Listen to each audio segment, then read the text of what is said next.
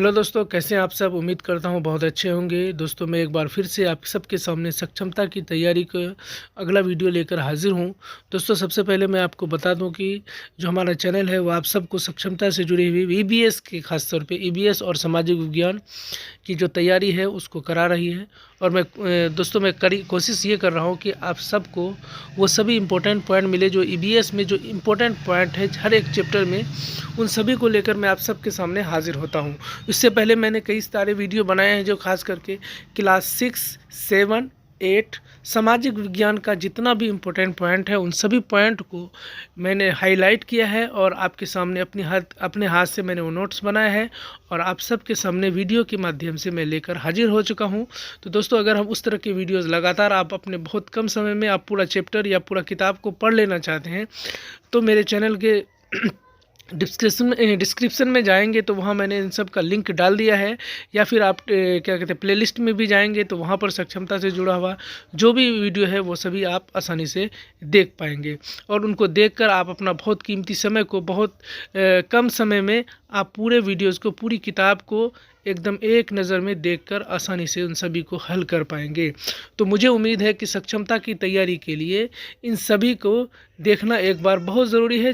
हम सभी शिक्षक हैं, हम सभी जानते ही हैं, लेकिन उसके बावजूद एक नज़र अगर हमारी इस पर चली जाती है तो हम और सभी क्वेश्चन को बहुत आसानी से हल कर पाते हैं। क्योंकि दोस्तों आप सभी जानते हैं कि जब हम लगातार इन चीज़ों को नहीं देखते हैं तो हमारे जहन से उतर जाता है। तो इसीलिए हम सभी को इनका देखना बहुत ज़रूरी है। तो इसीलिए एक बार हम आपके लिए बहुत ज़्यादा समय इस्तेमाल करके यानी काफ़ी मेहनत करने के बाद आप सबके लिए वीडियो बनाते हैं और कोशिश करते हैं कि मैं खुद भी पढूं, आप सबको भी इसका फ़ायदा मिल जाए।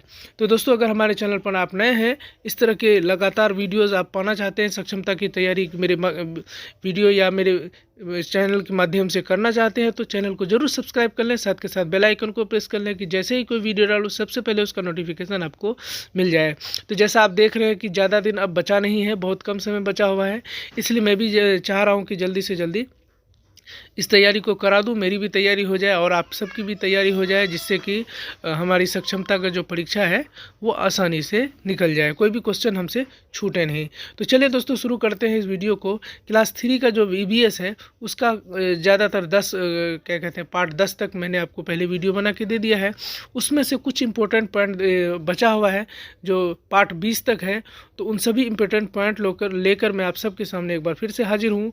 चलिए शुरू करते हैं इस वीडियो को। शुरू देखिए जैसे है कि पार्ट नंबर 11 है, जो इम्पोर्टेंट है उसको मैं आपको छाँट छाँट के खाली बता देता हूँ। जैसे धूप में सीलन, धूप का काम क्या है दोस्तों? सीलन को भगाना। जैसे है यहाँ पर सवाल बन सकता है कि कोई गंध या ख़राब गंध को दूर करने के लिए हम अपने चीज़ों को कहाँ सुखाते हैं।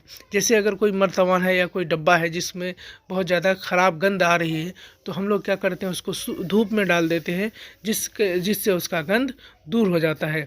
इसी तरह रजाई कंबल को भी हम जब उसमें नमी आ जाती है, वो सील जाता है, उसमें सीलन आ जाता है या उस ठंडा होने लगता है तो हम लोग क्या करते हैं, उसको धूप में डाल देते हैं उनकी नमी को दूर करने के लिए। तो इस तरह के सवाल बन सकते हैं कि आप जैसे किसी चीज़ की नमी को दूर करने के लिए क्या किया जा सकता है, तो उसमें जवाब हो सकता है, आपके ऑप्शन हो सकते हैं, धूप में रखा जाता है, ठंडे में रखा जाता है या उसको आग में सेका जाता है। इस तरह अलग अलग ऑप्शन हो सकते हैं। तो हमें यहाँ पर अच्छे से याद रखना है कि किसी भी वस्तु के गंध को ख़त्म करने के लिए या नमी को दूर करने के लिए धूप में रखा जाता है। चलिए पार्ट नंबर आगे में बढ़ते हैं। अब देखिए यहाँ पर 12 है, उसमें कुछ खास नहीं है, और ये 13 में भी कुछ खास नहीं है क्योंकि ये सब आप जानते हैं और रीजनिंग से जुड़ा हुआ सवाल है, इसलिए हम लोग उतना ज़्यादा बात इस पर नहीं करेंगे।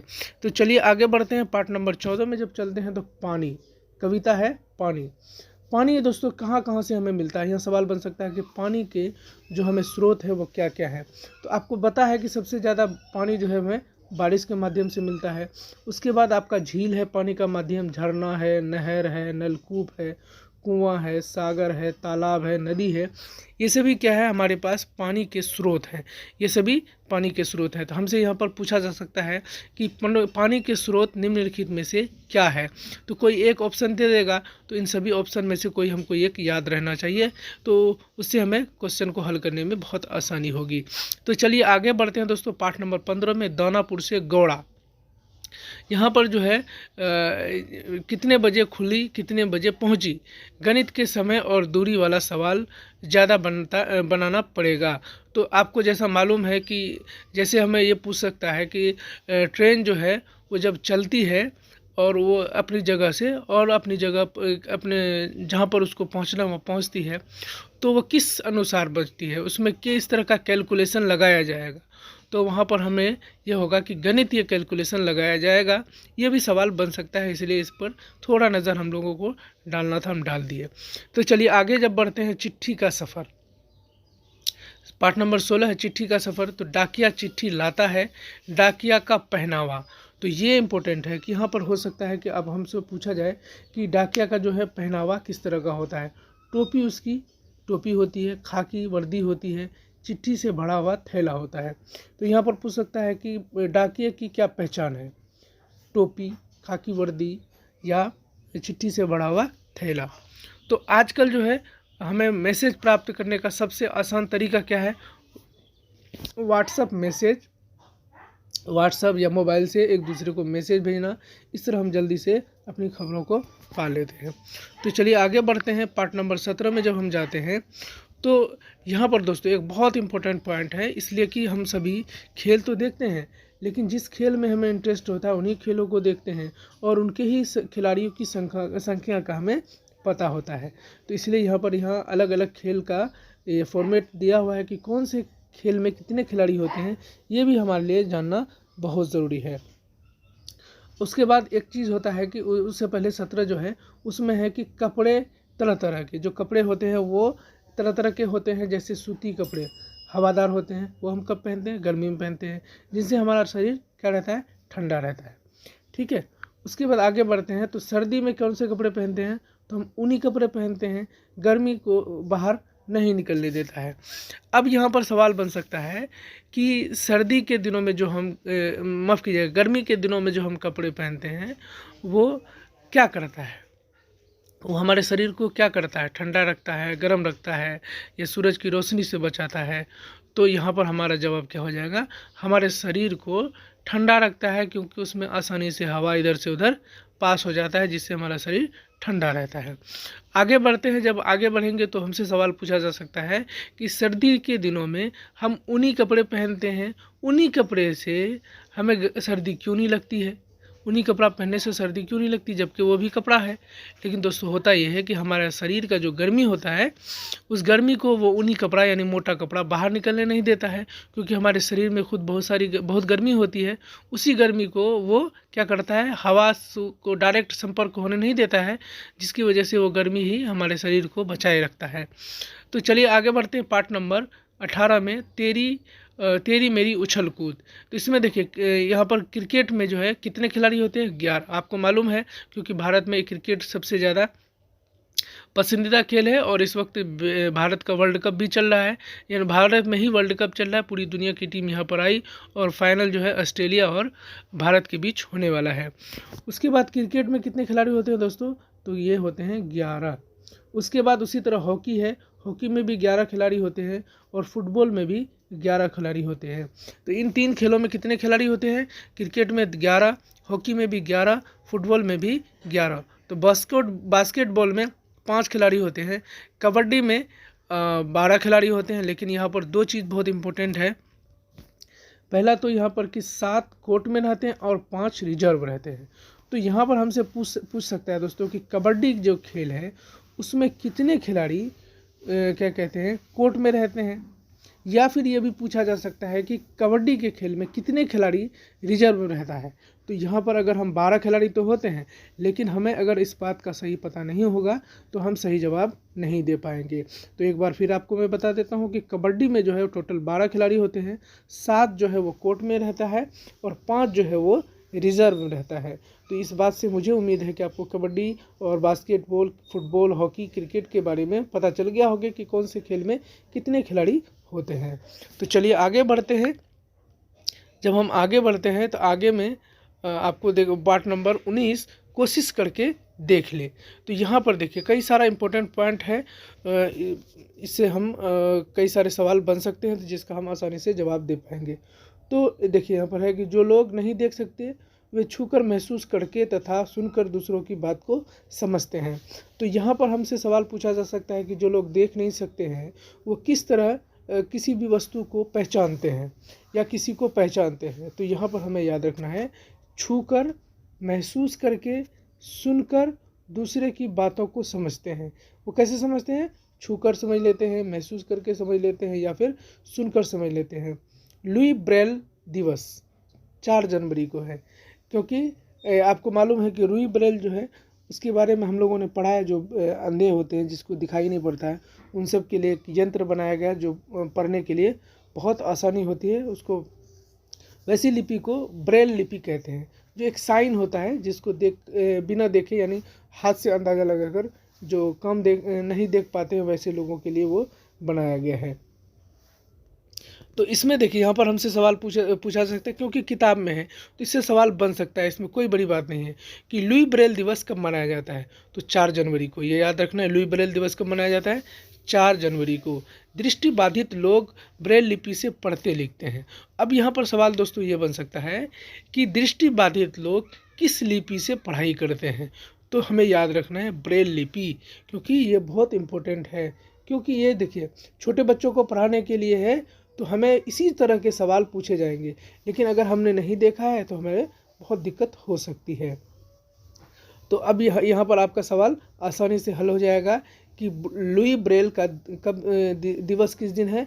तो 4 जनवरी को। दृष्टिबाधित लोग किस लिपि से पढ़ते हैं? तो ब्रेल लिपि से। ब्रेल लिपि में 6 बिंदु होते हैं। ब्रेल लिपि में कितने बिंदु होते हैं? 6 बिंदु होते हैं। ये याद रखना है आपको कि यहाँ पर बहुत सारा इम्पोर्टेंट पॉइंट है कि ब्रेल लिपि के, ये बच्चे को पढ़ाने से रिलेटेड है, इसलिए मैं आपको अच्छे से बता पा रहा हूँ कि इससे सवाल बहुत उम्मीद है कि शायद आ जाए कोई। ब्रेल लिपि में कितने बिंदु होते हैं? 6। और ब्रेल क्या कहते हैं, आविष्कार इसका किसने किया? तो लुईस ब्रेल। चोट लगने पर आँख खराब हुई थी, इसीलिए उन्होंने इस तरह का एक ब्रेल लिपि का आविष्कार किया। लुई ब्रेल कहाँ के थे? तो फ्रांस के थे। और जो बोल नहीं सकते उसको कैसे पढ़ाया जाता है? भाषा संकेत का प्रयोग करते हैं। तो यहाँ पर देखिए दोस्तों, सबसे जो इम्पोर्टेंट पॉइंट था ये था कि हमें लुई ब्रेल दिवस कब मनाया जाता है? 4 जनवरी को। दृष्टिबाधित लोग किस ब्रेल लिपि से पढ़ते हैं? तो ब्रेल लिपि से पढ़ते हैं। ब्रेल लिपि क्या है? इसमें कितनी बिंदुएं होती है? तो ये याद रखना है, 6। इनके आविष्कारक कौन है? लुईस ब्रेल, जिनकी चोट लगने से, आंख में चोट लगने के कारण उसकी आंख खराब हो गई थी। तो लुईस ब्रेल कहाँ का रहने वाला था? तो फ्रांस का। जो बोल नहीं सकता उसको किस भाषा में पढ़ाया जाता है? क्या वो उसको ब्रेल लिपि से पढ़ाया जाता है या कैसे उसको पढ़ाया जाता है? तो उसको संकेत भाषा से प्रयोग करके उसको पढ़ाया जाता है। तो ये वाला खास करके मुझे जहाँ तक लगता है, क्योंकि ये सभी बहुत इम्पोर्टेंट पॉइंट है, इसीलिए मुझे लगता है दोस्तों इससे सवाल पूछे जा सकते हैं, इसलिए इसको एक बार ज़रूर अच्छे से आप देख लेंगे। उसके बाद चलिए शुरू करते हैं पार्ट नंबर 20, कुम्हार द्वारा मिट्टी की चीज़ें बनाने में सही क्रम। ये सवाल पूछा जा सकता है क्योंकि ये थोड़ा मुश्किल है। क्योंकि इसको क्रम में अगर सजाने के लिए दे दिया तो फिर बहुत मुश्किल हो जाएगा, इसलिए आइए हम इसको समझ लेते हैं। कुम्हार द्वारा मिट्टी की चीज़ें बनाने की सही क्रम क्या है? तो सबसे पहले वो मिट्टी खोद कर लाना, नंबर 1 में हुआ। मिट्टी को तैयार करना, चाक पर बर्तन बनाना, बने बर्तन को सुखाना, सूखे बर्तन को आग में पकाना, पके बर्तन का रंग लगाना और बाजार में ले जाना। तो ये है उसका सही क्रम। सबसे पहले वो क्या करेगा? मिट्टी खोदेगा, उसके बाद मिट्टी तैयार करेगा, फिर चाक पर बर्तन बनाएगा, बने बर्तन को सुखाएगा, सुखाने के बाद उसमें आग में पकाएगा, आग में पका के उसको क्या करेगा? रंग पेंट करेगा, उसके बाद उसको बाजार ले जाएगा बेचने के लिए। तो ये होता है मिट्टी, कुम्हार जो है उसके बर्तन बनाने का क्रम। इसमें अगर हम उल्टा पुल्टा कर लेंगे तो वो क्वेश्चन हमारा गलत हो जाएगा। यहाँ पर सवाल दोस्तों पूछा जाता है कि इसका जो क्रम है 1 2 3 4 5 6, ये क्रम हो, ये ऑप्शन नंबर 1 हो जाएगा। ऑप्शन नंबर 2 में जाएंगे तो यहाँ लिख देगा आपका ऑप्शन नंबर 2 2 4 6 8, इस तरह हमको दे सकता है। तो इस तरह हम याद रखेंगे तो हमारा ये क्वेश्चन गलत होने की संभावना कम है। जब हम आगे चलते हैं, उसी में है अनुच्छेद 51 क। ये क्या है? ये है मौलिक कर्तव्य है, और संख्या 11 में इन सभी को दर्शाया गया है। उसके बाद बिहार पृथ्वी दिवस 9 अगस्त को मनाया जाता है। सवाल पूछ सकता है कि बिहार का पृथ्वी दिवस कब मनाया जाता है? तो 9 अगस्त। भारत में पाई जाने वाली मिट्टियाँ कौन कौन सी है? भारत में कौन कौन सी मिट्टी पाई जाती है? तो जलोढ़ मिट्टी, लाल मिट्टी, काली मिट्टी, लेटेराइट मिट्टी। और बिहार में किस प्रकार के मिट्टी सर्वाधिक हैं?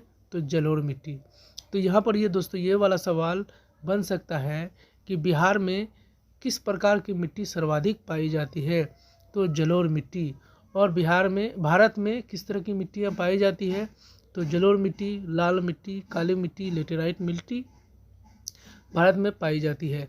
और बिहार का पृथ्वी दिवस कब मनाया जाता है? तो 9 अगस्त। ये याद रखना है।